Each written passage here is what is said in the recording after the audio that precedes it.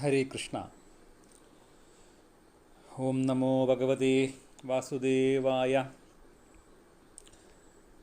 കസ്തൂരിതിലകം ലലാടപതലേ വക്ഷസ്ഥലേ കൗസ്തുഭം നാസാഗ്രേ വരമൗക്തികം കരതലേ വേണും കരേ കങ്കണം സർവാംഗ ഹരിചന്ദനം സുലളിതം കണ്ഠേ ച മുക്താവലി ഗോപസ്ത്രീപരിവേഷ്ടിതോ വിജയതേ ഗോപാലചൂടാമണി. ഗജാനനം ഭൂതഗണാതിസേവിതം കപിധ്വജം ഭൂപലസാരഭക്ഷിതം ഉമാസുതം ശോകവിനാശകാരണം നമാമി വിഘ്നേശ്വരപാദപങ്കജം.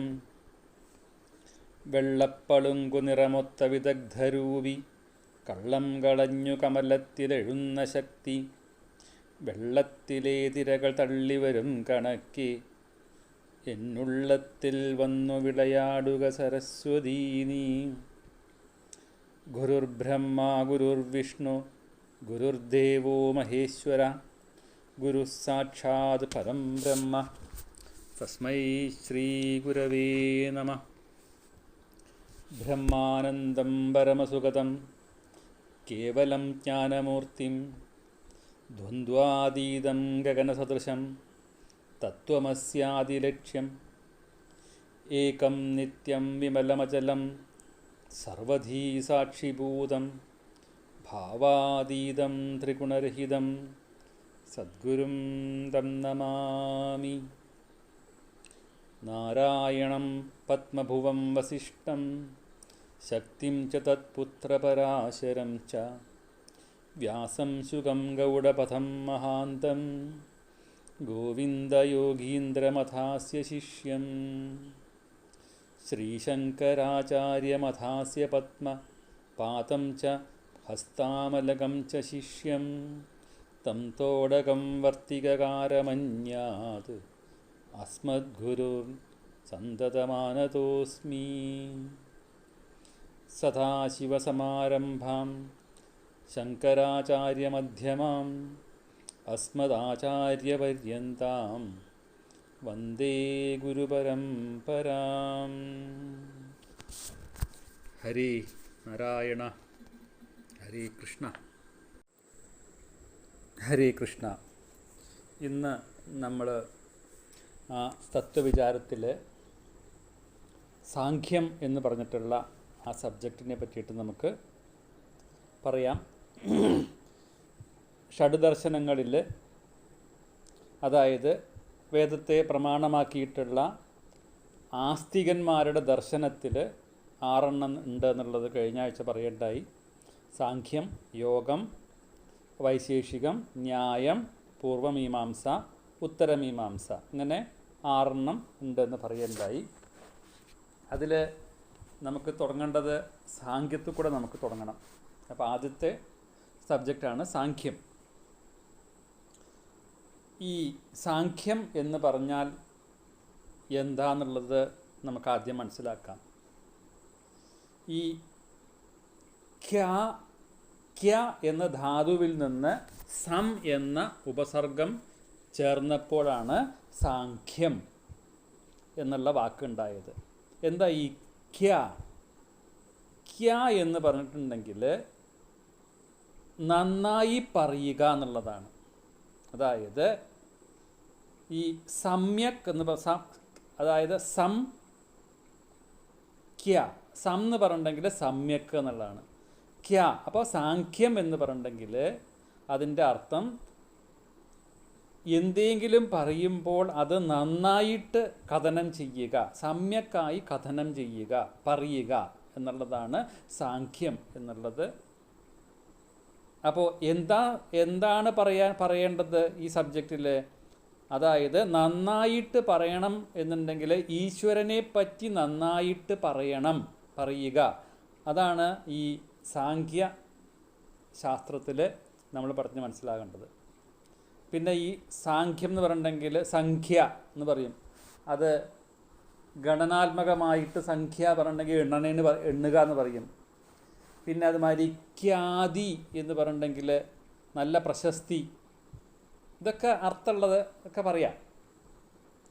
അപ്പോൾ ഈ വിഷയത്തെ പറ്റിയിട്ട്, അതായത് ഈ വേദങ്ങളിലുള്ള ഈ പ്രപഞ്ചം, മനുഷ്യൻ, ഈശ്വരൻ, ഞാൻ പറയണ്ടായി, ഇവയെ അറിഞ്ഞു കഴിഞ്ഞാലാണ് നമ്മളുടെ തത്വചിന്തകൾക്ക് ഏകദേശം ഒരു ഐഡിയ കിട്ടുള്ളൂ. അപ്പോൾ ഈ പ്രപഞ്ചം, മനുഷ്യൻ, ഈശ്വരൻ എന്നിവയെ പറ്റിയിട്ട് കപില വാസുദേവൻ തൻ്റെ ചിന്തകളെ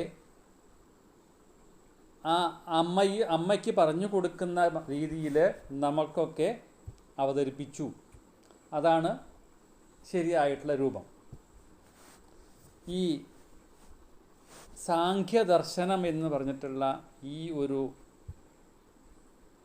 സബ്ജക്റ്റിൽ, അതായത് ആ സാഖ്യദർശനം എന്ന് പറഞ്ഞിട്ടുള്ളതിൽ 523 സൂക്തങ്ങളുള്ള ആ സാഖ്യദർശനങ്ങൾ 6 അധ്യായത്തിലാണ് പറഞ്ഞിരിക്കുന്നത്. ഇപ്പോൾ നമ്മൾക്കൊക്കെ ഈ താപത്രയങ്ങൾ ഉണ്ട്. എന്താ താപത്രയങ്ങൾ?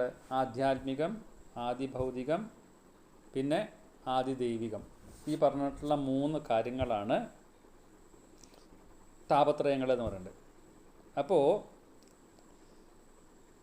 ആ താപത്രയങ്ങൾ കാരണം കൊണ്ട്, ഈ 3 കാരണങ്ങളെ കൊണ്ട്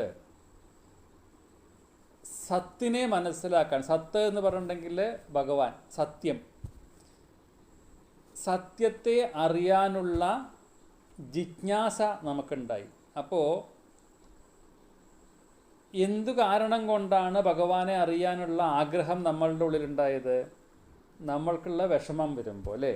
നമുക്കൊക്കെ സങ്കടം വരുമ്പോഴും വിഷമം വരുമ്പോഴൊക്കെ അപ്പോഴേ നമ്മൾ ഭഗവാനെ വിളിക്കുള്ളൂ, അല്ലേ? നന്നായിട്ട് സുഖിച്ചിരിക്കുമ്പോൾ ആരും ഭഗവാനെ വിളിക്കില്ല. അപ്പോൾ ആ താപത്രയങ്ങളെ കൊണ്ട് സത്യമായ വസ്തുവിനെ അറിയാനുള്ള ആ ജിജ്ഞാസയൊക്കെ നമുക്കുണ്ടായി. അതിൽ ആധ്യാത്മികം എന്ന് പറഞ്ഞിട്ടുണ്ടെങ്കിൽ ഈ തന്നിൽ നിന്നുണ്ടായ ദുഃഖങ്ങൾ, ഈ 3 താപത്രയങ്ങളിൽ ഒന്നാമത്തേണ് ആധ്യാത്മികം, അതായത് ആത്മാവിൻ്റെ ദുഃഖങ്ങൾ. ഇപ്പം നമ്മളിപ്പോൾ ജീവാത്മാവാണെന്നുണ്ടെങ്കിൽ ആ ജീവാത്മാവിന് എന്ത് ദുഃഖമുണ്ടോ അതിനെ ആധ്യാത്മികം എന്ന് പറയും. വലിയൊരു പോയിൻ്റാണ്. ഈ ആത്മദുഃഖങ്ങൾ എന്ന് പറഞ്ഞാൽ എന്താ അർത്ഥം? അതായത് ആധ്യാത്മിക ദുഃഖങ്ങൾ എന്ന് പറഞ്ഞാൽ എന്താ അർത്ഥം? നമ്മളുടെ ഉള്ളിലുണ്ടാകുന്ന ഭയം, ഉത്കണ്ഠ, ആശങ്ക, കാമം, ക്രോധം, ലോഭം, മോഹം, ഈ വക ദുഃഖങ്ങളൊക്കെ നമ്മളുടെ ഉള്ളിൽ സംഭവിക്കാറുണ്ട്. നമ്മളൊന്ന് ആലോചിച്ച് നോക്കിയാൽ മതി. ഈ വക കാര്യങ്ങളൊക്കെയാണ് നമ്മൾ ഉള്ളിൽ നടക്കാറുള്ളത്. ഇതിനെയാണ് ആധ്യാത്മിക ദുഃഖങ്ങൾ. താപത്രയങ്ങളിലെ ഒന്നാമത്തേതായിട്ടുള്ള ആധ്യാത്മിക ദുഃഖങ്ങളാണ് ഈ പറഞ്ഞ ഭയവും ഉത്കണ്ഠയും കാമവും ക്രോധവും ലോഭം മോഹം എന്നൊക്കെ പറഞ്ഞിട്ടുള്ളത് ആധ്യാത്മികം. അപ്പോൾ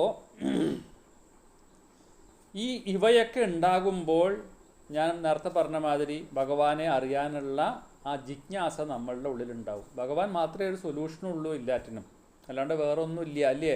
നമുക്കിപ്പോൾ എന്തെങ്കിലും നമുക്കൊന്ന് പെട്ടെന്നൊന്ന് പേടിച്ചു പോയിട്ടുണ്ടെങ്കിൽ നമ്മൾ അയ്യോ അമ്മയെ വിളിക്കില്ലേ? ആരും അയ്യോ അച്ഛ വിളിക്കാറില്ലല്ലോ. എന്താ അയ്യോ അമ്മയെ പറഞ്ഞിട്ടുണ്ടെങ്കിൽ നമ്മളുടെ ജീവൻ അറിയാണ്ട് തന്നെ ആ മൂലസ്വരൂപിണിയായിട്ടുള്ള ആ അമ്മയെ വിളിക്കുകയാണ്. അപ്പോൾ എവിടുന്നാണ് നമ്മളൊക്കെ ജനിച്ചത്? അമ്മയിൽ നിന്നാണ് ജനിച്ചത്. അമ്മ എന്ന് പറഞ്ഞാൽ ആരാണ്? മൂലപ്രകൃതി.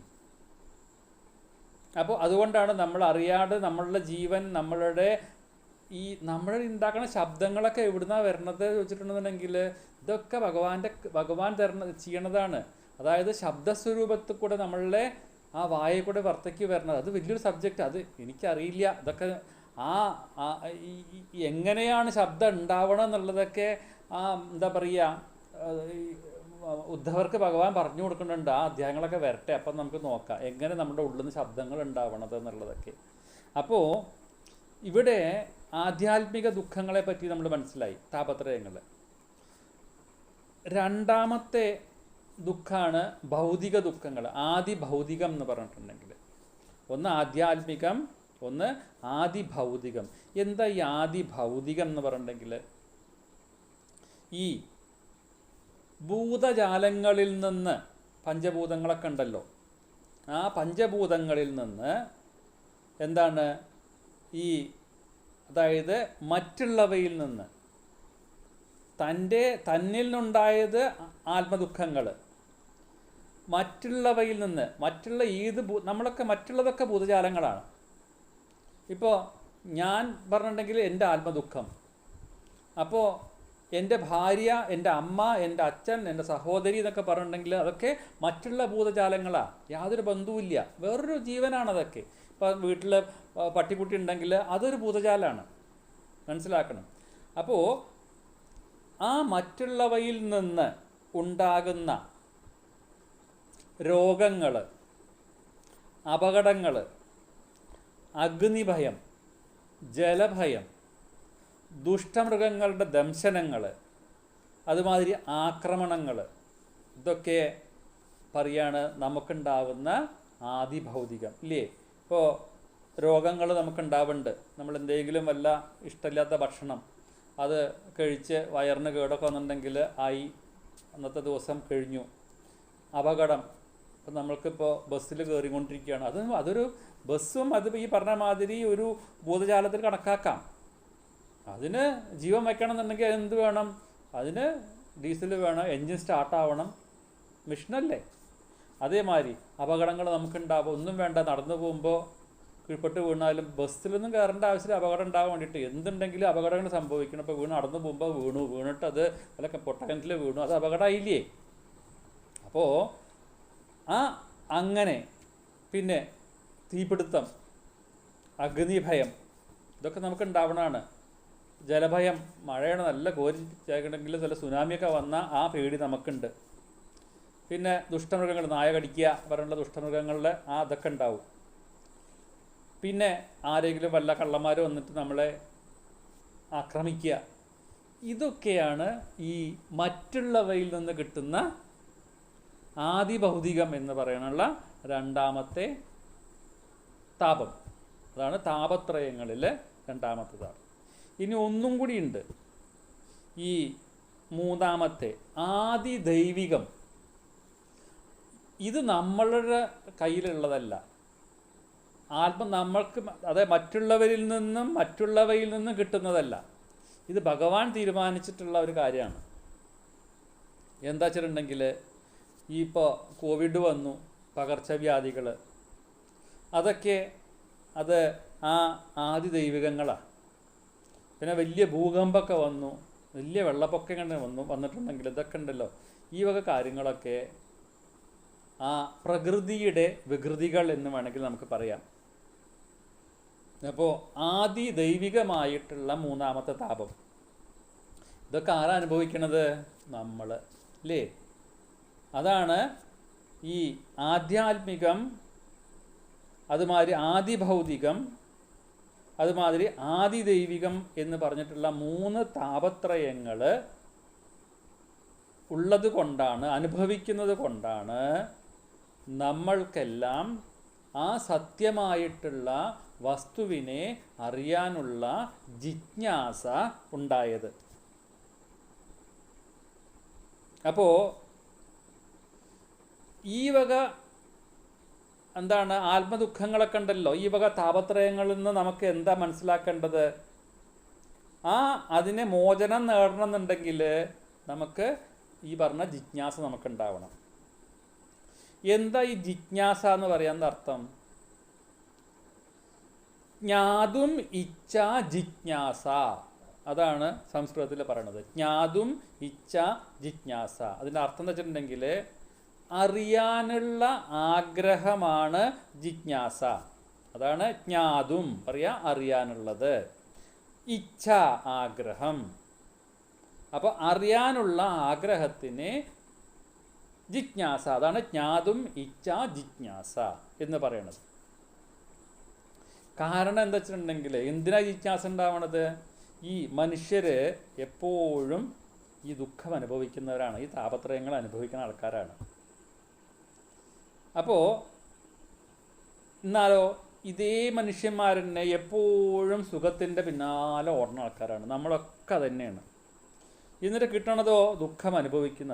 അപ്പോൾ മനുഷ്യൻ എപ്പോഴും ദുഃഖം അനുഭവിക്കുന്നവരും സുഖത്തെ അന്വേഷിക്കുന്നവരുമാണ്. ഇനി ഈ ദുഃഖം ഉണ്ടായിട്ടുണ്ടെന്നുണ്ടെങ്കിൽ അത് എങ്ങനെ ഉണ്ടായി, അതിൻ്റെ പരിഹാരം എന്താണ്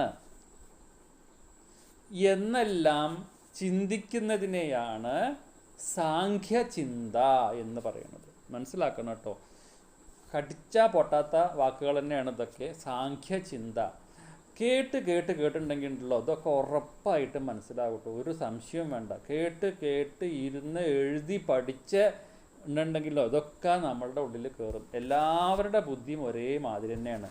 അത് നമ്മൾ പ്രയോഗിക്കുന്നില്ല എന്ന് മാത്രമേ ഉള്ളൂ. അതിനിട്ട് ഇത് വിഷമിക്കുന്നു വേണ്ട, ഇതൊക്കെ പഠിച്ചാൽ പഠിയാവുന്നത് തന്നെ ഉള്ളൂ. അപ്പോൾ ഈ ദുഃഖമുണ്ടായാൽ അത് എങ്ങനെ ഉണ്ടായി, എങ്ങനെ പരിഹരിക്കണം, ഇതെല്ലാം ചിന്തിക്കുന്ന ഒരു സബ്ജക്റ്റാണ് ഈ സാഖ്യചിന്ത എന്ന് പറയുന്നത്.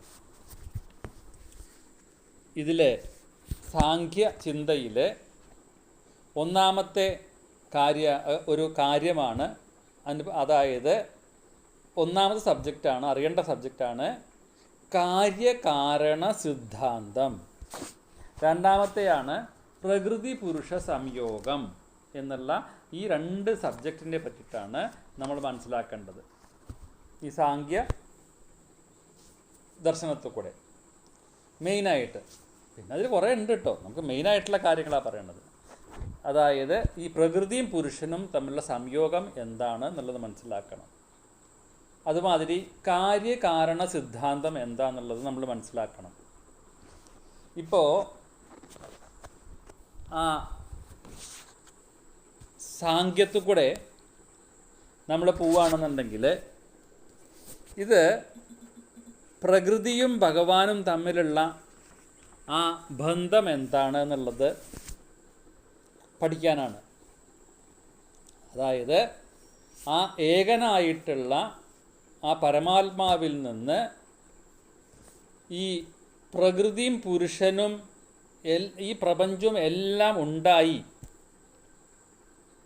ഉണ്ടായതിന് ശേഷം അതിൽ തന്നെ ലയിക്കുന്നു എന്ന സത്യം മനസ്സിലാക്കുന്ന ശാസ്ത്രമാണ് സാഖ്യശാസ്ത്രം. നേരത്തെ പറയേണ്ടായി കപിലവാസുദേവനാണ് ഇത് പഠിപ്പിച്ചത്. അപ്പോൾ നമുക്ക് മനസ്സിലാക്കേണ്ടത് ഈ ഭഗവാൻ ആരാന്നുള്ളത് മനസ്സിലാക്കണം. പൂണു നമ്മൾ ടഫ് കോമ്പറ്റീഷനിലൊക്കെ ടഫ് സബ്ജക്റ്റിലേക്ക് പോവുകയാണ്. ഭഗവാൻ ആണ് എന്നുള്ളത് മനസ്സിലാക്കണം. അപ്പോൾ ഈ ഭഗവാൻ സൃഷ്ടി ചെയ്യാൻ ആഗ്രഹിച്ചു എന്ന് പറഞ്ഞു. അപ്പോൾ ആ ഭഗവാന്റെ സൃഷ്ടിയുടെ ആരംഭത്തിനെ കാലം എന്ന് പറയണം. കാലനല്ല കാലം. അതായത് നമ്മളിപ്പോൾ പറയുക അതായത് സായങ്കാലം, എന്തിനാ ഉച്ചയ്ക്ക്, അതുമാതിരി പ്രഭാതകാലം എന്നൊക്കെ നമ്മൾ പറയാറില്ലേ, ആ സമയത്തിനെയാണ് നമ്മൾ കാലം എന്ന് പറയുന്നത്. അപ്പോൾ ഈ നമ്മൾ ആദ്യത്തെ യുഗമാണ് കൃതയുഗം. ആദ്യകാലം എന്താ ഉണ്ടായിരുന്നത്? കൃതയുഗ കാലം ഉണ്ടായിരുന്നത്. പിന്നെയാണ് അവിടുന്ന് അങ്ങോട്ട് 4 യുഗങ്ങളൊക്കെ ഉണ്ടായത്. ഇവിടെയൊക്കെ ഈ ഓരോരോ യുഗത്തിന് മുൻപും ഈ കാണുന്ന പ്രപഞ്ചങ്ങളും ഒന്നും പ്രളയത്തിൽ നശിച്ചിട്ടില്ല. അപ്പോൾ കൃതയുഗത്തിൽ നിന്ന് ത്രേതായുഗം വരുമ്പോൾ അതായത് കൃതയുഗം കഴിഞ്ഞ് ത്രേതായുഗത്തിലേക്ക് പോകുമ്പോൾ പ്രളയം ഉണ്ടായി എന്ന് പറഞ്ഞു. നമ്മൾ കുറേ കേട്ടിട്ടുള്ളതാ. സത്യവ്രതൻ്റെ കഥ, ഒരു തോണിയിൽ ആ ഭഗവാൻ മത്സ്യമായിട്ട് അവതരിച്ചിട്ട് എല്ലാ വിത്തുകളൊക്കെ പറക്കി കൂട്ടി എന്നൊക്കെ നമ്മൾ കഥ കേട്ടിട്ടില്ലേ? അപ്പോൾ ഇങ്ങനെ ആ പ്രപഞ്ചം പ്രളയത്തിൽ നശിച്ചിട്ടില്ല. ഇതെല്ലാം കൂടിയിട്ട് ഒരു സൂക്ഷ്മ രൂപത്തിൽ ജ്ഞാനം എന്ന പേരിൽ ഭഗവാനായിട്ടുണ്ടായിരുന്നു. അപ്പോൾ ഭഗവാൻ ആരാ മനസ്സിലാക്കണം. അതായത് ഓരോരോ പ്രളയം കഴിയുമ്പോഴും സൂക്ഷ്മരൂപത്തിലേക്ക് ജ്ഞാനം എന്ന പേരിൽ ഭഗവാനായിട്ട് തീരുന്നു. അപ്പോൾ ഭഗവാൻ ആരാ? ജ്ഞാനം, അറിവ്. മനസ്സിലാക്കണം. ഭഗവാനാണ് അറിവ്, ജ്ഞാനം. ഭഗവാൻ രൂപല്യ ഭാവല്യ ഒന്നുമില്ല, ജ്ഞാനം മാത്രം. ആ ജ്ഞാനം ഏകമാണ്. അതിനെ നമുക്ക് ബ്രഹ്മം എന്ന് വിളിക്കാം. ഈ ജ്ഞാനവും ബ്രഹ്മവും ഒന്നാണ്, രണ്ടല്ല എന്ന് മനസ്സിലാക്കണം. അപ്പോൾ ഭഗവാൻ എന്ന് പറഞ്ഞാൽ എന്താ? ജ്ഞാനം അല്ലെങ്കിൽ ബ്രഹ്മം. ബ്രഹ്മം എന്താണ്? അത് രണ്ടല്ല, ഒന്നാണ്, അത് ഏകമാണ് എന്ന് മനസ്സിലാക്കണം. അപ്പോൾ ഈ ജ്ഞാനം എന്ന് പറയുന്ന ഭഗവാൻ 3 രൂപത്തിൽ കൈക്കൊണ്ടു. 3 രൂപത്തിൽ, അതായത് 3 അറിവ്, അറിയുന്നവൻ, അറിയത്തക്കത്. അറിവ്, അറിയുന്നവൻ, അതല്ല ജ്ഞാനം കൊണ്ട് നമുക്ക് നേടണം. എന്താണ്? അറിവ് നേടും ഇല്ലേ ജ്ഞാനം കൊണ്ട്. അറിയുന്നവനും ഉണ്ട്, അറിയത്തക്കതും ഉണ്ട്. അറിയത്തക്കത് എന്താ ഉള്ളത്? അറിയുന്നവൻ ആരാ? ആരറിയാൻ പോകുന്നോ അത് അറിയുന്നവൻ. അറിവ് എന്ന് പറഞ്ഞിട്ടുണ്ടെങ്കിൽ ഇപ്പോൾ കെമിസ്ട്രി പറഞ്ഞൊരു സബ്ജക്റ്റ്, അതൊരു അറിവാണ് അല്ലേ? അത് അറിയുന്നവൻ ആരാ? ഞാൻ. അതുമാതിരി അറിയത്തക്കത് എന്താ? ആ സബ്ജക്റ്റിൻ്റെ ഉള്ളിൽ എന്തെല്ലാം ഉണ്ടോ അത് അറിയത്തക്കത്. ഇത് 3 ഭേദമായിട്ട് നമുക്ക് കണക്കാക്കാം. അപ്പോൾ ഈ 3ഉം കൂടിയിട്ട് ഒരു രൂപമായിട്ട് സൂക്ഷ്മരൂപത്തിൽ നിലകൊണ്ടു. എപ്പോൾ? പ്രളയം വരുമ്പോൾ. അപ്പോൾ നമ്മൾക്ക് എന്തറിവുണ്ടോ, ആരെല്ലാം അറിയുന്നുവോ, എന്താണോ അറിയത്തക്കത്, ഇതെല്ലാം ഈ ഭേദങ്ങളൊക്കെ കൂടിയിട്ട് ഒരു രൂപമായിട്ട് സൂക്ഷ്മരൂപത്തിൽ നിന്നു. ആ സൂക്ഷ്മരൂപത്തെയാണ് ബ്രഹ്മം എന്ന് പറയുന്നത്. അപ്പോൾ ജ്ഞാനത്തിൻ്റെ 3 ഭാവങ്ങൾ ഒരു രൂപമായിട്ട് മാറിയതിനെ ബ്രഹ്മം എന്നും ജ്ഞാനം എന്നും പറയുന്നു.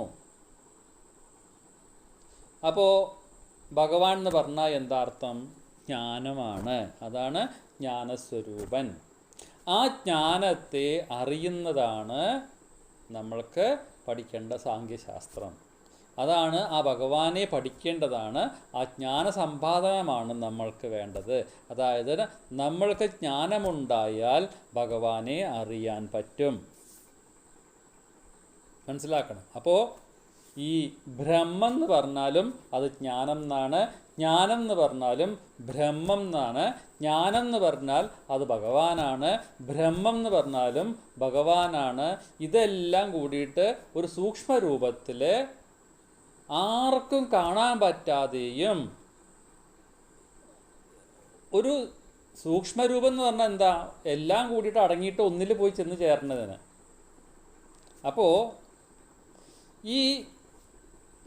ഇങ്ങനെ നമ്മൾ ഭഗവാനെ സൂക്ഷ്മരൂപത്തിലെ ജ്ഞാനസ്വരൂപനായിട്ടും കാണുമ്പോൾ, ബ്രഹ്മസ്വരൂപനായിട്ട് നമ്മൾ കാണുകയാണെന്നുണ്ടെങ്കിൽ ഈ പ്രപഞ്ചത്തിലുള്ള എല്ലാ പദാർത്ഥങ്ങളും ഉണ്ടാവുന്നതും ലയിക്കുന്നതും ഒക്കെ ഈ ബ്രഹ്മത്തിലാണ്. മനസ്സിലായില്ലേ? എല്ലാം ലയിക്കുന്നത്, അവസാനം പോയി ലയിക്കുന്നത് ബ്രഹ്മത്തിലാണ്. നമ്മളും പോയിട്ട് ബ്രഹ്മത്തിൽ പോയിട്ട് ലയിച്ചാലാണ് നമുക്കൊക്കെ മുക്തി കിട്ടുള്ളൂ. ഇനിയിപ്പോൾ പ്രളയം എന്നൊരു വാക്ക് പറഞ്ഞു നമ്മൾ. ഈ പ്രളയം എന്ന് പറഞ്ഞാൽ എന്താ അർത്ഥം? നമ്മളൊക്കെ എന്താ പ്രളയം എന്ന് പറഞ്ഞാൽ മനസ്സിലാക്കി വെച്ചിരിക്കുന്നത്? എന്താ നമ്മൾ മനസ്സിലാക്കുന്നത്? കുറേ വെള്ളപ്പൊക്കം വരും ഇല്ലേ, വെള്ളം അങ്ങോട്ട് നിറഞ്ഞു, അതായത് സമുദ്രം മുഴുക്ക കരേനെ ഏറ്റെടുക്കും, ഭൂമി അടിയിലേക്ക് താണു പോവും. ഇതൊക്കെയാണ് നമ്മളുടെ പ്രളയത്തിലെ കൺസെപ്റ്റുകൾ. പ്രളയം എന്ന് പറഞ്ഞാൽ നമ്മൾ മനസ്സിലാക്കിയിരിക്കുന്നത് അതാണ്. വെള്ളം അങ്ങോട്ട് മുങ്ങും, ഇടിമിന്നലൊക്കെ ഉണ്ട് വരും, എന്നിട്ട് ഭഗവാൻ എല്ലാറ്റിനെയും പിടിച്ച് അങ്ങോട്ട് താഴ്ത്തും, എല്ലാം മരിച്ചു പോവും. ഇങ്ങനത്തെ ധാരണയാണ് നമുക്കൊക്കെ ഉള്ളത്. എന്നാൽ അതല്ല. പ്രളയം എന്ന് പറഞ്ഞാൽ വെള്ളത്തിൽ മുങ്ങുക എന്നുള്ളതല്ല, അത് മനസ്സിലാക്കുക. അതായത് ഈ പ്രപഞ്ചവും പഞ്ചഭൂതങ്ങളും ബുദ്ധി, അഹങ്കാരം, ഈ മായാഗുണങ്ങൾ, ഈ കാണുന്ന എല്ലാം ഈ മൂലജ്ഞാനത്തിൽ, അതായത് ഈ അറിവിൽ പോയിട്ട് ലയിച്ചു കളഞ്ഞു എന്ന് വേണം പ്രളയത്തിനെ നമുക്ക് മനസ്സിലാക്കാൻ. അപ്പോൾ ആ ലയിച്ച് എന്തിൽ പോയിട്ട് ചേരുന്നു? അതാണ് ആ സൂക്ഷ്മരൂപം പറയണത്. എല്ലാം അപ്പോൾ ജലത്തിൻ്റെ സൂക്ഷ്മരൂപത്തിൽ പോയിട്ട് ലയിക്കുകയാണ് ഇല്ലേ? അപ്പോൾ ആകാശം, അതുമാതിരി വായു, അഗ്നി, ജലം, ഇതിൻ്റെയൊക്കെ സൂക്ഷ്മരൂപങ്ങൾ റിവേഴ്സിലാണ്. ജലത്തിൻ്റെ സൂക്ഷ്മരൂപം അഗ്നിയാണ്, അഗ്നിയുടെ സൂക്ഷ്മരൂപം വായുവാണ്, വായുവിൻ്റെ സൂക്ഷ്മരൂപം ആകാശമാണ്, ആകാശത്തിൻ്റെ സൂക്ഷ്മരൂപം അഹങ്കാരതത്വമാണ്, അഹങ്കാരത്തിൻ്റെ സൂക്ഷ്മരൂപം മഹത്തത്വമാണ്, മഹത്വത്തിൻ്റെ സൂക്ഷ്മരൂപം മായാഭഗവതിയാണ്, മായാഭഗവതി സൂക്ഷ്മരൂപം ഭഗവാനാണ്. സിമ്പിൾ, റിവേഴ്സായിട്ട്. അപ്പോൾ ഈ സൂക്ഷ്മരൂപത്തിലെല്ലാം പോയിട്ട് ലയിക്കുന്നതിനെയാണ് പ്രളയം. അല്ലാണ്ട് വെള്ളം മുങ്ങിയിട്ട് ഇതാവണമെന്നല്ല, നശിച്ചു പോകണമെന്നല്ല. അങ്ങനെയാണ് നമ്മൾ ഇതിനെ മനസ്സിലാക്കേണ്ടത്. അപ്പോൾ നമ്മൾ മനസ്സിലായി, ഇതിനെ നമുക്ക്, ഭഗവാനെ നമുക്ക് എന്ത് വിളിക്കാം? ബ്രഹ്മവുമാണ് ജ്ഞാനവുമാണ് ഭഗവാൻ. രണ്ടല്ല, ഒന്ന്. അപ്പം അതിനെ നമുക്ക് ബ്രഹ്മജ്ഞാനം എന്ന് പറയാം. ഭഗവാൻ ഈസ് ഈക്വൽ ടു ബ്രഹ്മജ്ഞാനം എന്ന് പറയാം. മനസ്സിലാക്കണം. അല്ലാണ്ട് ഭഗവാൻ ഈ രൂപം ഭാവം ഒന്നുമില്ല കേട്ടോ. അതൊന്നും നമ്മൾ എവിടെയും സാങ്കേശാസ്ത്രം എന്ന് പറഞ്ഞാൽ ഈ സബ്ജക്റ്റിൽ പഠിക്കേണ്ട കാര്യമാണ്. അപ്പോൾ ബ്രഹ്മജ്ഞാനം എന്ന് പറഞ്ഞിട്ടുണ്ടെങ്കിൽ അതാണ് ഈശ്വരൻ എന്ന് നമ്മൾ മനസ്സിലാക്കുക. ആദ്യം നമ്മുടെ മനസ്സിൻ്റെ ഉള്ളിൽ കയറ്റുക. അല്ലാണ്ട് ഈ എന്താ പറയുക, കുറേ ശേഷനാഗത്തിൻ്റെ പുറത്ത് കിടക്കുന്ന ആ ഭഗവാൻ എന്നൊക്കെ പറഞ്ഞിട്ടുള്ളതൊക്കെ ഉണ്ടല്ലോ, അതൊന്നും അല്ല. അതൊക്കെ നമ്മൾ ആ ദ്വൈതഭാവത്തെ അതൊക്കെ നമ്മളെ മനസ്സിലാക്കിപ്പിക്കാനാണ് ഇങ്ങനത്തെ ഓരോരോ ഭാവങ്ങളിൽ ഭഗവാൻ നിൽക്കണത്. ഭഗവാന് 3 ഭാവേ ഉള്ളൂ. എന്താ 3 ഭേദം? 3 ഭാവങ്ങളേ ഉള്ളൂ. എന്താ? അറിവ്, അറിയുന്നവൻ, അറിയത്തക്കത്. ഈ 3 ഭാവങ്ങൾ, ഇതെല്ലാം കൂടിയിട്ട്, ഈ 3 ഭാവങ്ങളും കൂടിയിട്ട് ഒരു രൂപമായിട്ട് മാറി. ആ ഒരു രൂപത്തിൽ അത് സൂക്ഷ്മ രൂപത്തിൽ നിലകൊണ്ടു. ഇതാണ് ബ്രഹ്മം എന്ന് പറഞ്ഞ സാധനം. അപ്പോൾ ഭഗവാനെ നമുക്ക് അറിവ്, അറിയുന്നവൻ, അറിയത്തക്കത് എന്ന 3 ഗുണങ്ങൾ, 3 ഭേദങ്ങൾ, അതിൻ്റെ ഒരു രൂപമായിട്ട് മാറിയിട്ടാണ് ബ്രഹ്മം എന്ന് പറയുന്നത്. മനസ്സിലാക്കണം. ഇനി ഈ ബ്രഹ്മജ്ഞാനം എന്ന് പറഞ്ഞ 1 2ആയിട്ട് മാറി. അതാണ് ഒന്നായ നിന്നെ ഇഹ രണ്ടെന്ന് കണ്ടളവിൽ ഉണ്ടായൊരിണ്ടൽ ഭതമുണ്ടാവതല്ല മമ. ഇനി എന്തായിട്ടാ മാറിയത്? ബ്രഹ്മജ്ഞാനം ദൃശ്യം എന്നും ദൃശ്യം പ്രകാശിപ്പിക്കുന്നത് എന്ന 2 ഭാവമായിട്ട് മാറി. നമ്മൾ ഇത്രയും കാലം കേട്ട കാര്യങ്ങളല്ല കേട്ടോ കേൾക്കണത്. ഇപ്പോൾ ഈ പറഞ്ഞ ഭഗവാൻ ദൃശ്യം എന്നും ദൃശ്യം പ്രകാശിപ്പിക്കുന്നത് എന്ന 2 ഭാവമായിട്ട് മാറുണ്ടായി. അതിൽ പറഞ്ഞ ഈ ദൃശ്യം എന്ന ആ ഭേദത്തിനെ, ആ ഭാവത്തിനെ ജഡം എന്ന് പറഞ്ഞു. അതായത് ജീവാത്മാവ് എന്ന് പറഞ്ഞു. മനസ്സിലാക്കണം. ജഡവസ്തു, നമ്മളൊക്കെ നമ്മളുടെ ജീവനുള്ള നമ്മുടെ ശരീരമൊക്കെ ജഡവസ്തുക്കളാണ്. അപ്പോൾ ബ്രഹ്മജ്ഞാനം ദൃശ്യമെന്നും ദൃശ്യം പ്രകാശിപ്പിക്കുന്നത് എന്ന രണ്ട് ഭാവമായിട്ട് മാറിയതിൽ ദൃശ്യം എന്നത് ജഡം എന്നും ആ ജഡത്തിനെ പ്രകാശിപ്പിക്കുന്ന പ്രാണൻ എന്ന് പറയുന്നതിനെ ചിത്ത് അല്ലെങ്കിൽ ബോധം എന്ന് വിളിച്ചു. മനസ്സിലാക്കണം കേട്ടോ. അതായത് ഒന്നും കൂടിയും പറയാം. ദൃശ്യം പറഞ്ഞാൽ കാണുന്നത്, ദൃശ്യം പ്രകാശിപ്പിക്കുന്നത്, ആ എന്തിനെ കണ്ടോ അത് എന്തിനാൽ പ്രകാശിക്കപ്പെട്ടു. ഇപ്പോൾ ഉദാഹരണത്തിന് ഗേറ്റിൻ്റെ മുകളിലൊരു കാക്ക ഇരിക്കുന്നുണ്ട്, അതൊരു ദൃശ്യമാണ്. ആ ദൃശ്യത്തിനെ പ്രകാശിപ്പിക്കുന്നത് എന്താ? നമ്മളുടെ കണ്ണ്. ആ കണ്ണ് അതിനെ കണ്ടപ്പോൾ എന്തുണ്ടായി? നമ്മളുടെ ജ്ഞാനം വളർന്നു. ആ ജ്ഞാനത്തു കൂടെ നമ്മൾ മനസ്സിലാക്കി അത് കാക്കയാകുന്നു. അപ്പോൾ അതാ പറഞ്ഞത്, അറിവ്, അറിയുന്നവൻ, അറിയത്തക്കത് എന്ന് പറഞ്ഞ 3 ഭേദങ്ങളുണ്ടെന്ന് പറഞ്ഞില്ലേ? അതാണ്. ഒരു കാക്കയെ നമ്മൾ ഗേറ്റിൻ്റെ മുകളിൽ ഇരിക്കണു, അത് കാക്കയാണ് എന്നുള്ള അറിവ് നമുക്കുണ്ടാവണം. ആ അറിവ് അറിയുന്നവൻ ഒരാളുണ്ടാവണം. ഇനി എങ്ങനെ അറിയത്തക്കത് എന്നുള്ളത് നമുക്ക് ഒരു രൂപം ഉണ്ടാവണം, ഇല്ലേ? അപ്പോൾ കാക്കയ്ക്കൊരു രൂപം. ഇത് 3 കൂടിയിട്ടുള്ളതാണ് ഈ ചിത്ത് എന്ന് പറഞ്ഞാൽ നമ്മളുടെ ബോധം എന്ന് പറഞ്ഞാൽ. നമ്മുടെ ബോധം മറഞ്ഞു പോയി പറയില്ലേ? അപ്പോൾ നമ്മളുടെ ബോധമുണ്ടെങ്കിലെയാണ്, അതായത് നമ്മളുടെ ബുദ്ധി ഉണ്ടെങ്കിലെയാണ് നമുക്ക് അത് എന്താണ് കാക്കയാണ് എന്ന് മനസ്സിലാവുള്ളൂ. അപ്പോൾ നമ്മളുടെ ഇന്ദ്രിയങ്ങളെ കൂടെ അത് കണ്ട് അതിനെ നമ്മളുടെ ബോധം, അതായത് ആ ബോധസ്വരൂപനിൽ പ്രകാശം കൊടുക്കുമ്പോൾ അതാണ് ചിത്ത് എന്ന് പറഞ്ഞ സാധനം. ഈ 2 കാര്യങ്ങളും, ഈ ചിത്ത് എന്നും ജഡം എന്ന് പറഞ്ഞിട്ടുള്ള 2 കാര്യങ്ങൾ. അപ്പോൾ ദൃശ്യം എന്ന് പറഞ്ഞ ജഡത്തിനെ പ്രകാശിപ്പിക്കുന്നത് ആരാണ്? ചിത്ത്. അപ്പോൾ ജഡവസ്തുവായിട്ടുള്ള ശരീരത്തിനെ പ്രകാശിപ്പിക്കുന്നത് ചിത്തത്തിലിരിക്കുന്ന വാസുദേവൻ എന്ന ഭഗവാൻ, പ്രകാശിപ്പിക്കുന്ന ആള്. അപ്പോൾ ദൃശ്യം ഉണ്ടെങ്കിൽ അത് പ്രകാശിപ്പിച്ചാലേ അത് ദൃശ്യം എന്ന് പറയാൻ പറ്റുള്ളൂ. അപ്പോൾ ദൃശ്യം പ്രകാശിപ്പിക്കുന്നവന് എന്ത് വേണം?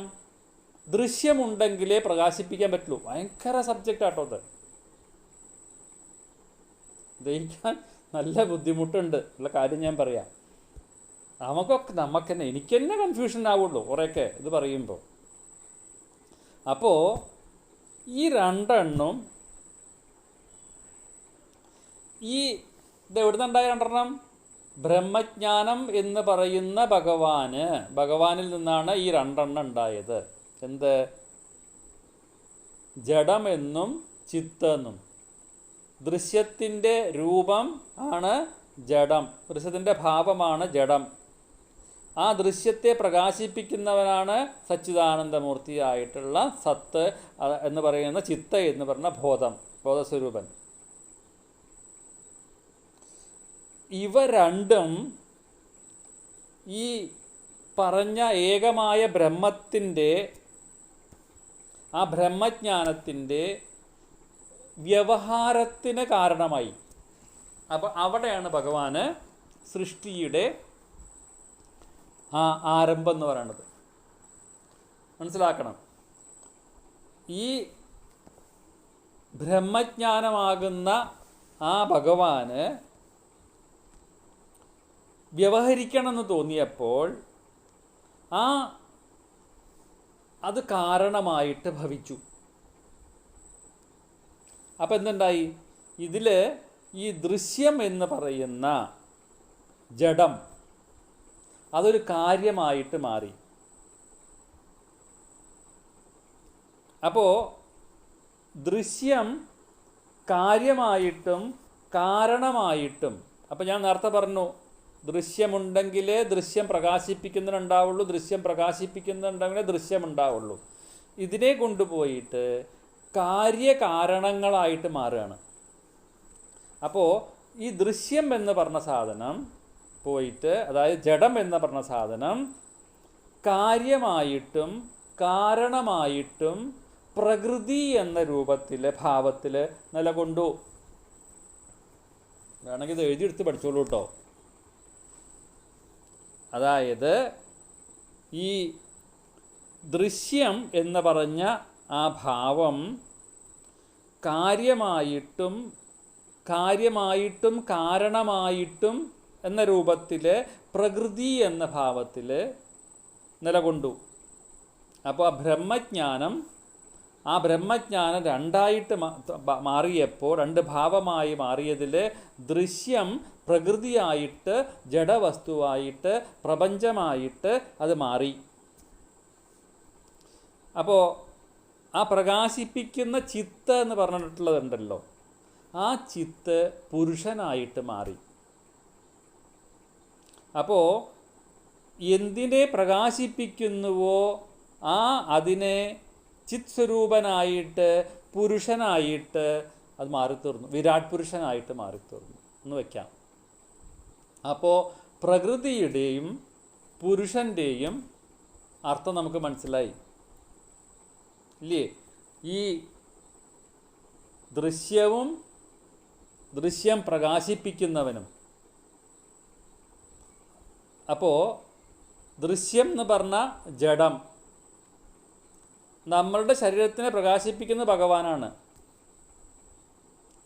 അപ്പോൾ പ്രകൃതിയായിട്ടും പുരുഷനായിട്ടും നിലകൊണ്ടു. അങ്ങനെ ഈ ചിത്ത് സ്വരൂപേണ ഇരിക്കണ ആ പുരുഷൻ തന്നെ ആ ദൃശ്യത്തെ, പ്രകൃതിയെ ദർശിക്കുന്നവനായിട്ട് തീർന്നു. അതാണ് നമ്മൾ പറയാറുള്ളത്, ഇതൊക്കെ മുകളിലൊരാൾ കാണുന്നുണ്ടല്ലോ എന്ന് പറയണില്ലേ? ഈ പ്രപഞ്ചത്തിൽ നടക്കുന്ന കാര്യങ്ങളൊക്കെ കാണുന്നുണ്ടെന്ന് പറയാറില്ലേ? അതായത് ഈ പുരുഷൻ എന്ന് പറഞ്ഞ സച്ചിദാനന്ദ സ്വരൂപനായിട്ടുള്ള മൂർത്തി ബ്രഹ്മജ്ഞാനം എന്താണ്? മറ്റുള്ളവയെ കാണുന്ന ദൃശ്യത്തെ ദർശിക്കുന്നവനായിട്ട് തീർന്നു. അപ്പോൾ ആ പുരുഷൻ എന്താണ്? മായയ്ക്ക് ഉപാധിയായിട്ട് മാറി. അതാണല്ലോ ജീവാത്മാവ് എന്ന് പറയുന്ന ആത്മാവ്. ബ്രഹ്മജ്ഞാനം അവിടെ നിൽക്കുന്നുണ്ട്, ബ്രഹ്മജ്ഞാനം മാറിയിട്ടില്ല. ഈ അറിവ് വെച്ച് ഭഗവാന് വ്യവഹാരത്തിന് കാരണമായിട്ട് എന്താണ് ഈ ദൃശ്യം, അതായത് ജഡമെന്നും ചിത്ത് എന്ന് പറഞ്ഞിട്ടുള്ള രണ്ട് കാര്യങ്ങൾ ഉണ്ടായി.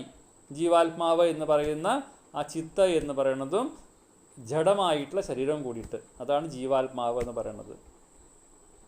അപ്പോഴും ബ്രഹ്മജ്ഞാനം ടോപ്പിലായിരിക്കണത് കേട്ടോ, മാറിയിട്ടില്ല. ഓക്കെ, മനസ്സിലാക്കൂ. ഈ ഉപാധി എന്താ വെച്ചിട്ടുണ്ടെങ്കിൽ ആ ഭഗവാനിൽ ലയിച്ചിരിക്കുന്ന ശക്തിയാണ്. അതാണ് അമ്മ എന്നൊക്കെ നമുക്ക് പറയാം. ആ ദൃശ്യമായിട്ടുള്ള, അപ്പം പ്രകൃതി പറഞ്ഞാൽ ദൃശ്യമാണ് ഇല്ലേ? നമുക്കിപ്പോൾ നമ്മളെ കണ്ണിൽ കാണുന്നതൊക്കെ പ്രകൃതിയാണ്, അത് ദൃശ്യമാണ്. ആ പ്രകൃതിക്ക് ഭഗവാനോടുള്ള സംയോഗമുണ്ടായപ്പോൾ, അതാണ് ആ ദൃശ്യമായ പ്രകൃതിക്ക് ദൃശ്യം പ്രകാശിപ്പിക്കുന്ന ഭഗവാനുമായിട്ട് സംയോഗമുണ്ടായപ്പോൾ എന്തുണ്ടായി? 3 ഗുണങ്ങളുണ്ടായി. സത്വം, രജസ്, തമസ് എന്ന് പറഞ്ഞിട്ടുള്ള 3 ഗുണങ്ങളുണ്ടായി. നമ്മളിപ്പോൾ എവിടേക്കോ എത്തി. അപ്പോൾ നമ്മൾ എവിടുന്ന പിടിച്ചേക്കണം അറിയോ? നമ്മൾ ബ്രഹ്മജ്ഞാനത്തിൻ്റെ ഭഗവാൻ ആരാന്നുള്ളത് പറഞ്ഞുകൊണ്ട് വരുന്നത് എവിടെയും എത്തിയിട്ടില്ല കേട്ടോ. ഞാൻ സാങ്കേതിൻ്റെ തുടക്കം മാത്രമായിട്ടേ ഉള്ളൂ, സ്റ്റാർട്ടിങ്. അപ്പോൾ ആ ദൃശ്യമായിട്ടുള്ള പ്രകൃതിക്ക് ഭഗവാനോടുള്ള സംയോഗം കൊണ്ട് 3 ഗുണങ്ങളുണ്ടായി. സത്വം, രജസ്, തമസ്. അവിടുന്നാണ് ഈ പറഞ്ഞ നേരത്തെ പറഞ്ഞിട്ടുള്ള താപത്രയങ്ങളുണ്ടായത്. അവിടുന്നാണ് ബ്രഹ്മ, വിഷ്ണു, മഹേശ്വരന്മാരുണ്ടായത്. ഈ 3 ഗുണങ്ങൾ നമ്മൾ പരമാത്മാവിനെ പഠിച്ചു കഴിഞ്ഞു. പരമാത്മാവ് ഒന്നുമില്ല, അറിവ്, ജ്ഞാനം മാത്രമേ ഉള്ളൂ. പിന്നെ എല്ലാം 3 ഗുണങ്ങളിൽ അടങ്ങിയിട്ടുള്ളതാണ്. അപ്പോൾ നമ്മളെന്ത് മനസ്സിലാക്കണം? ഇതുവരെ നമ്മൾ മനസ്സിലാക്കിയത് ദൃശ്യവും ദൃശ്യം പ്രകാശിപ്പിക്കുന്നതും ഒന്നായിട്ടുള്ള ബ്രഹ്മജ്ഞാനമാണ്. അത് 2 ഭാവമായിട്ട് മാറി. ആ മാറിയതിനെ ദൃശ്യത്തിനെ പ്രകൃതി എന്നും ദൃശ്യം പ്രകാശിപ്പിക്കുന്നവനെ പുരുഷനെന്നും പറഞ്ഞു. ആ 2 പ്രകൃതിയും പുരുഷൻ്റെയും സംയോഗമുണ്ടായത് കൊണ്ട് 3 ഗുണങ്ങളുണ്ടായി. സത്വം, രജസ്, തമസ് പറഞ്ഞ 3 ഗുണങ്ങളുണ്ടായി. അപ്പോൾ നമ്മളെന്ത് മനസ്സിലാക്കണം? പ്രകൃതിയും പുരുഷനും, അതായത് ആ പ്രകൃതി സ്വരൂപിണിയായിട്ടുള്ള മൂലപ്രകൃതിയായിട്ടുള്ള ആ ദൃശ്യവും ആ പ്രകൃതിയെ പ്രകാശിപ്പിക്കുന്ന ആ ഭഗവാനും, അതായത് ദൃശ്യത്തെ പ്രകാശിപ്പിക്കുന്ന ഭഗവാനും 2 അല്ല, 1 അതിൻ്റെ അർത്ഥം എന്താണ്? പുരുഷൻ്റെ ശക്തിയാണ് പ്രകൃതി, അതാണ് മായ. നമ്മളെത്തി മായ അല്ലേ? അപ്പോൾ ഇവിടെയാണ് ആ ഭഗവാന്റെ ആ 3 ഗുണങ്ങൾ ഉണ്ടായി എന്ന് പറയണത്. അപ്പോൾ ഈ പ്രകൃതിയിൽ എന്തുണ്ടായിട്ടുണ്ടെങ്കിൽ ഈ ത്രിഗുണങ്ങളുടെ സമ്മേളനം കൊണ്ട്, ഭഗവാനിൽ ത്രിഗുണങ്ങൾ സമ്മേളിക്കുന്നില്ല കേട്ടോ. ഭഗവാൻ എന്താ? ആ ദൃശ്യമാകുന്ന പ്രകൃതിയിലെ ത്രിഗുണങ്ങളുടെ സമ്മേളനം നിമിത്തം എന്തുണ്ടായേ?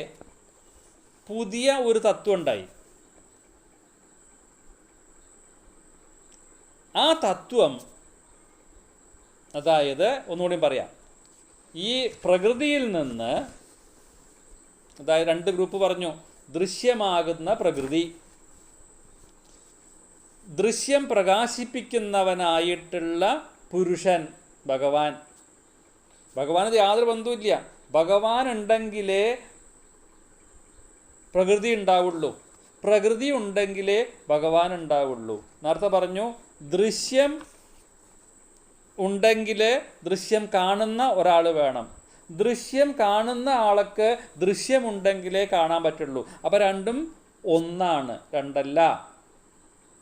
അപ്പോൾ ഇത് 2 കൂടി ചേർന്നപ്പോൾ ത്രിഗുണങ്ങളുണ്ടായി, 3 ഗുണങ്ങളുണ്ടായി. അതാണ് ഈ പറയുന്നത് പ്രകൃതി തത്വം എന്ന് പറയുന്നത്. അതായത് പ്രകൃതിയിൽ നിന്ന് ഉണ്ടായിട്ടുള്ള ആ ത്രിഗുണങ്ങളുടെ സമ്മേളനം കൊണ്ട്, സത്വം, രജസ്, തമസ് എന്ന രീതിയിലുള്ള ആ സമ്മേളനം കൊണ്ട് ഒരു തത്വം ഉണ്ടായി. ആ തത്വത്തിന് പ്രവർത്തിക്കാൻ അറിയാനുള്ള ശക്തി ഉണ്ട്. അതായത് അതാണ് മൂലപ്രകൃതി, മായ, ശക്തി സ്വരൂപിണി എന്നൊക്കെ പറയണില്ലേ. അപ്പോൾ ആ ശക്തിയെ പ്രവർത്തിക്കാനുള്ള ശക്തിയെ സൂത്രം എന്ന് പറയും, അല്ലെങ്കിൽ ക്രിയാശക്തി എന്ന് പറയും. ഇച്ഛാശക്തി, ക്രിയാശക്തി, ജ്ഞാനശക്തി. അപ്പോൾ പ്രകൃതിയുടെ ഒരു ഭാവമാണ് എന്ത്? ക്രിയാശക്തി, ചെയ്യാനുള്ള ശക്തി, കാര്യശക്തി എന്നൊക്കെ പറയാം നമുക്ക്. ആ അറിയാനുള്ള ശക്തിക്ക് എന്താ പറയുകയെന്നുണ്ടെങ്കിൽ മഹത്തത്വം എന്നൊരു പേര് പറഞ്ഞു കൊടുത്തു. ആ മഹത്തത്വത്തിനെ മനസ്സ് എന്നൊക്കെ വേണമെങ്കിൽ നമുക്ക് പറയാം. അപ്പോൾ അറിവിനെ മനസ്സിലാക്കാൻ, അതായത് പ്രവർത്തിക്കാനുള്ള കഴിവിനെ ക്രിയാശക്തി എന്നും മനസ്സിൽ അറിയാനുള്ള കഴിവിനെ മനസ്സ് എന്ന മഹത്തത്വം ഉണ്ടായി. ഇങ്ങനെ നമ്മൾ പഠിച്ചു പോയാലേ നമുക്ക് മനസ്സിലാവുള്ളൂ. അപ്പോൾ നമ്മൾക്ക് എന്തെങ്കിലും കൈകാലുകൊണ്ട് എന്തെങ്കിലും പെരുമാറണം എന്നുണ്ടെങ്കിൽ, പ്രവർത്തിക്കണം എന്നുണ്ടെങ്കിൽ നമുക്കൊരു ശക്തി വേണം. അതാണ് ആ പ്രകൃതിയിൽ നിന്ന് ആ അമ്മയിൽ നിന്ന് കിട്ടിയ ക്രിയാശക്തി, ജ്ഞാനശക്തി, ഇച്ഛാശക്തി എന്നൊക്കെ പേരുകളില്ലേ. ഇച്ഛ ആഗ്രഹത്തിനുള്ള ശക്തി, ക്രിയ ചെയ്യാനുള്ള ശക്തി, ജ്ഞാനം അറിവിനുള്ള ശക്തി, ഇതൊക്കെ ആ അമ്മയിൽ നിന്നുണ്ടായിട്ടുള്ളതാണ്. അതാണ് നമ്മൾ അമ്മയെ എത്ര പൂജിക്കണത്. ഇനി ഇതൊക്കെ അറിയാനുള്ള ശക്തിക്ക് മനസ്സ്, ഇതൊക്കെ എവിടെ നമ്മൾ അറിയണത്? മനസ്സ്. നമ്മളുടെ മനസ്സില്ല എന്നുണ്ടെങ്കിൽ എന്താ, ഇപ്പോൾ ഒരു എന്തെങ്കിലും ഒരു പേന എടുത്തിട്ട് ടേബിളിൻ്റെ മുകളിൽ വെക്കണം എന്നുണ്ടെങ്കിൽ ആദ്യം എന്താ പറയുക? നമ്മളെ മനസ്സിൽ കാണണം. എന്ത് കാണണം? ഇത് പേന എടുത്തിട്ട് ടേബിളിൻ്റെ മുകളിൽ വെക്കണം. ഇതൊക്കെ നമ്മുടെ പഞ്ചേന്ദ്രിയങ്ങൾ വർക്ക് ചെയ്യും, നമ്മളുടെ ബുദ്ധി വർക്ക് ചെയ്യും. ഒക്കെ ഒരേ സമയത്ത് ഇതൊക്കെ മൂവ്മെൻറ്റ് നടക്കണം. അല്ലാണ്ട് നാളെ തൊട്ടിട്ട് ബുദ്ധി സ്ട്രൈക്ക് എന്ന് പറഞ്ഞിട്ടുണ്ടെങ്കിൽ ഞാൻ ചെയ്യില്ല എന്ന് പറയാനും സമ്മതിക്കില്ല. അതവിടെ ഭഗവാൻ തീരുമാനിച്ചിരിക്കുന്നതാണ്, അത് മാറ്റാൻ പറ്റില്ല. അപ്പോൾ ഈ ക്രിയാശക്തിയും മഹത്തത്വവും ഈ രണ്ടായിട്ട് പ്രകൃതി മാറി. അപ്പോൾ ഈ പറയുന്ന മഹത്തത്വമില്ലാതെ, അറിവില്ലാതെ ക്രിയാശക്തിക്ക് ഒന്നും ചെയ്യാൻ പറ്റില്ല. അതുകൊണ്ട് ഈ ക്രിയാശക്തിയും മനസ്സും കൂടിയിട്ട് ഒന്നായിട്ട് തീർന്നു. മനസ്സിലാക്കണം. നമ്മൾക്ക് ചെയ്യാനുള്ള ആ ശക്തി തരുന്നത് എവിടുന്ന? അതിന് നമ്മുടെ മനസ്സു കൂടെയാണ്. അപ്പം ക്രിയാശക്തിയും മനസ്സും രണ്ടല്ല, ഒന്നാണ്. അതാണ് ഒന്ന് ക്രിയാശക്തി എന്നും മഹത്തത്വത്തിനെ ജ്ഞാനശക്തി എന്നും പറയാം. മനസ്സിലാക്കണം. മഹത്തത്വം എന്നൊരു വാക്കാണ് മനസ്സ്. അപ്പോൾ ക്രിയാശക്തി നമ്മളുടെ കായികത്തിൽ നിന്ന് വരുന്നതും ജ്ഞാനശക്തി ആ മനസ്സിൽ നിന്ന് വരുന്നതാണ്. മനസ്സിൻ്റെ വേറൊരു രൂപമാണ് ബുദ്ധി എന്ന് പറയുന്നത്. ഇതൊക്കെ റിലേറ്റഡാണ്. അപ്പോൾ നമുക്ക് എന്ത് പറയാം? ഇവ രണ്ടും കൂടിയിട്ട്, ജ്ഞാനശക്തിയും ഈ മനഃശക്തിയും ഒക്കെ കൂടിയിട്ട് ചേർന്നിട്ടുണ്ടെങ്കിലാണ് വലിയ ഒരു തത്വമായിട്ട് മാറി മഹത്തത്വം എന്ന് പറയണത്. ഈ വലിയ തത്വത്തിനെ, അതായത് ക്രിയാശക്തിക്കും ജ്ഞാനശക്തിക്കും അതിന് വികാരം സംഭവിച്ചപ്പോൾ, ഈ തത്വത്തെ വികാരം സംഭവിപ്പിച്ചപ്പോൾ അവിടെ അഹങ്കാരതത്വം ഉണ്ടായി. ഈ അഹങ്കാരതത്വത്തിനാണ് എന്തുണ്ടായത്? 3 വിധത്തിലുള്ള ഗുണങ്ങളുണ്ടായി. സത്വം, രജസ്, തമസ് എന്നുള്ള ഗുണങ്ങളുണ്ടായി. അപ്പോൾ സംശയം വരും, ഇതിപ്പോൾ 3 ഗുണങ്ങളല്ലേ നമ്മൾ നേരത്തെ പഠിച്ചത്, സത്വം, രജസ്, തമസ് എന്ന് പറഞ്ഞത്? അത് ദൃശ്യമായിട്ടുള്ള, അത് ഭഗവാനും അതുമാതിരി മൂലപ്രകൃതിക്കും കൂടിയിട്ടുണ്ടായിട്ടുള്ളതാണ് ആ ത്രിഗുണങ്ങൾ. അപ്പോൾ രണ്ടും ഒന്നാണ്. ഇവിടെ ജീവാത്മാവിന് ഉണ്ടായിട്ടുള്ള, അതായത് ക്രിയാശക്തി ചെയ്യുവാനുള്ള ശക്തിയും മനസ്സാകുന്ന ശക്തിയും അതിന് വികാരമുണ്ടായപ്പോൾ അഹങ്കാരതത്വം ഉണ്ടായി. ഈ അഹങ്കാരതത്വം ഉണ്ടായപ്പോൾ എല്ലാറ്റിനും ഈ ത്രിഗുണങ്ങളെ കൊണ്ടാണ് പറയുക. അഹങ്കാരതത്വത്തിനും 3 ഗുണങ്ങളുണ്ടായി, മഹത്തത്വത്തിനും 3 ഗുണങ്ങളുണ്ടായി. മഹത്വത്തിൻ്റെ ഗുണങ്ങളാണ് ബ്രഹ്മ, വിഷ്ണു, മഹേശ്വരന്മാർ. അഹങ്കാരത്തിൻ്റെ തത്വങ്ങളാണ് ഇനി ഇവിടുന്നാണ് നമുക്ക് പഠിക്കേണ്ടത്. അപ്പോൾ ആ നമ്മളുടെ ഉള്ളിലിരിക്കുന്ന ആ ആത്മാവ്, അതായത് നമ്മളിപ്പോൾ പുറത്തേക്ക് പോന്നു കേട്ടോ, പ്രകൃതിയുടെ രൂപത്തിൽ നിന്ന് നമ്മൾ പുറത്തേക്ക് പോന്നു. അപ്പോൾ പ്രകൃതിയിൽ നിന്നുണ്ടായ ആ ജീവൻ്റെ ഭ്രമം, ഞാൻ ഈശ്വരനാണ് എന്നുള്ള ഭ്രമം ഉണ്ടായി എന്ന് പറഞ്ഞില്ലേ, അതിന് കാരണം ഈ അഹങ്കാരതത്വം കൊണ്ടാണ്. അഹങ്കാരം, ഞാൻ എന്ന ഭാവം ഉണ്ടായപ്പോൾ ആ ഈശ്വരഭാവം മറന്ന് അത് ഞാനായിട്ട് തീർന്നു. കാരണം ആരാ? ഈ മൂലപ്രകൃതിയായിട്ടുള്ള അമ്മ ക്രിയാശക്തി എന്നും ജ്ഞാനശക്തി എന്നും പറഞ്ഞ കാര്യങ്ങൾ ഞാൻ പറയണ്ടായി. ഇത് രണ്ടും ഒന്നാണെന്ന് പറയണ്ടായി.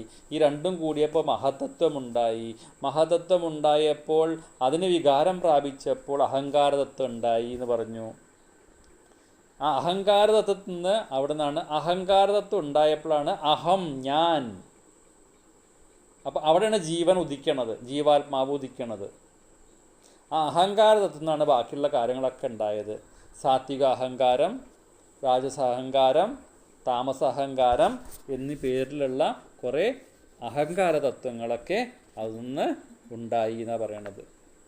ആ അഹങ്കാര തത്വത്തിൽ നിന്നാണ്, താമസ അഹങ്കാരത്തിൽ നിന്നാണ് പഞ്ചഭൂതങ്ങളും പഞ്ചതന്മാത്രകളും അതുമാതിരി കുറേ കാര്യങ്ങളൊക്കെ ഉണ്ടായത്. അതൊക്കെ നമുക്ക് പറയാം. ഇപ്പോഴും നമ്മൾ എവിടെ എത്തിയിട്ടില്ല. നമ്മളിപ്പോൾ നേരത്തെ പറയുണ്ടായി കാര്യകാരണ സിദ്ധാന്തം എന്നുള്ള ഒരു സബ്ജക്റ്റ് ഇവിടെ വരുന്നുണ്ട്. എന്താ കാരണം വെച്ചിട്ടുണ്ടെങ്കിൽ, ഈ നേരത്തെ പറഞ്ഞില്ലേ ആ പ്രകൃതിയുടെ ആ കാര്യകാരണം, ഇതേമാതിരി നമ്മൾ നേരത്തെ എന്താ പഠിച്ചത്?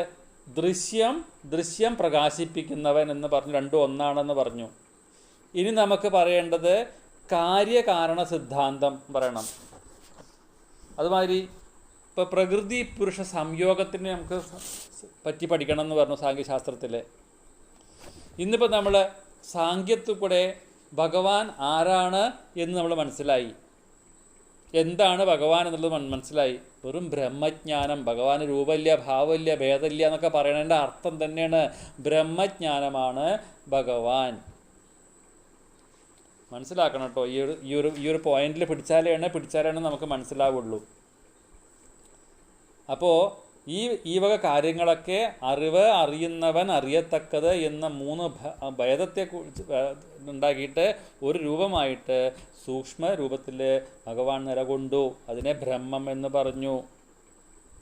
അപ്പോൾ ഈ ജ്ഞാനവും ബ്രഹ്മവും രണ്ടല്ല, ബ്രഹ്മജ്ഞാനം എന്ന പേരിൽ ഭഗവാൻ നിലകൊണ്ടു. അപ്പോൾ ഇതൊക്കെ ഭഗവാൻ ചെയ്യണമെന്ന് വിചാരിച്ചപ്പോൾ കാലം എന്ന് പറഞ്ഞിട്ടുള്ള ആ സമയമുണ്ടായി. നമുക്കൊക്കെ സമയം ഉണ്ട് എല്ലാറ്റിനും. അതുതന്നെയാണ് ഈ കാലം എന്ന് പറയണതും കാലം എന്ന് പറയണതൊക്കെ ഒന്ന് തന്നെയാണ്. ഇതൊക്കെ ഭഗവാന്റെ അതാണ് കാലത്തിൽ പോയിട്ട് ലയിക്കുക എന്നൊക്കെ പറയില്ലേ. നമ്മളൊക്കെ പോയിട്ട് ലയിക്കുക എവിടെ? ഭഗവാനിൽ പോയിട്ട്. കാലസ്വരൂപനാണ് ഭഗവാൻ. അങ്ങനെ ഇന്നിപ്പോൾ നമുക്ക് തൽക്കാലം ഇവിടെ നിർത്താം. ഇനി അടുത്ത ഞായറാഴ്ച നമുക്ക് ഇതിൻ്റെ സാഖ്യശാസ്ത്രത്തിൻ്റെ കാര്യകാരണ സിദ്ധാന്തത്തിനെ പറ്റിയിട്ട് നമുക്ക് പഠിക്കാം. ഇപ്പം നമ്മൾ ആ ദൃശ്യത്തിനെ പറ്റിയിട്ട്, നമ്മൾ ദൃശ്യപ്രകാശിപ്പിക്കുന്നതിനെ പറ്റിയിട്ട് നമ്മൾ പഠിക്കേണ്ടായി.